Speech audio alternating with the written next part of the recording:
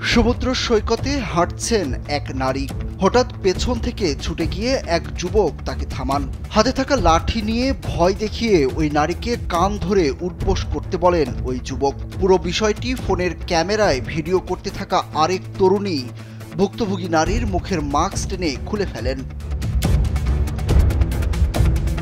এরপর রাস্তা আটকানোদের রোশানল থেকে বাঁচতে ওই নারী কান ধরতে বাধ্য হন। এ সময় চারপাশে মানুষের ভিড় জমে যায়। অনেকে অশালীন গালিগালাজ করেন, কেউ কেউ কান ধরে উঠবোসের গণনাও করেন।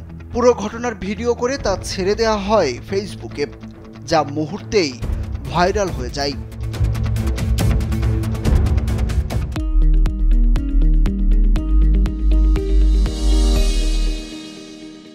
ঘটনাটি কক্সবাজার সমুদ্র সৈকতের সুগন্ধা পয়েন্টের।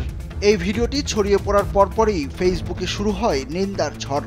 ঘটনার প্রতিবাদ জানান অধিকাংশ নেটিজেনরাই। ঘটনার সূত্রপাত লাঠি হাতে থাকা যে যুবকের মাধ্যমে। ওই যুবকের নাম ফারুকুল ইসলাম। তার বাড়ি চট্টগ্রামের সাতকানিয়া এলাকায়।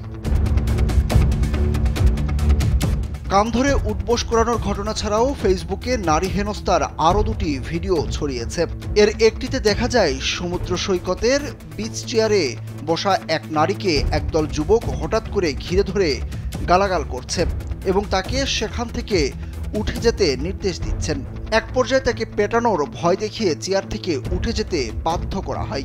সেখানেও লাঠি হাতে ফারুকুল ইসলামকে দেখা যায়।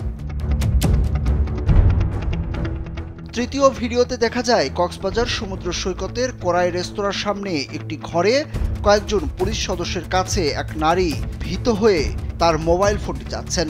তিনি উপস্থিত জনতার কাছে বারবার ক্ষমা চাচ্ছেন এবং বলছেন তার মোবাইল ফোনটা ফেরত দিলে তিনি এখনই টিকিট কেটে সেখান থেকে চলে যাবেন। সেই ভিডিওতে ফারুকুলকে দেখা গেছে। নেটিজেনরা বলছেন, ছাত্র জনতার গণ অভ্যুত্থানের পর থেকে ছাত্র বা সমন্বয়ক পরিচয় ব্যবহার করে এখন অনেকেই বিভিন্ন জায়গায় আইন নিজের হাতে তুলে নিচ্ছেন এবং আইন প্রয়োগকারীর ভূমিকায় অবতীর্ণ হচ্ছেন। এদিকে শুক্রবার দিবাগত রাতে লাঠি হাতে থাকা ফারুকুল ইসলামকে ডিবি হেফাজতে নেওয়া হয়েছে বলে গণমাধ্যমকে জানিয়েছেন কক্সবাজার জেলা পুলিশের গোয়েন্দা শাখার ভারপ্রাপ্ত কর্মকর্তা জাবেদ মাহমুদ।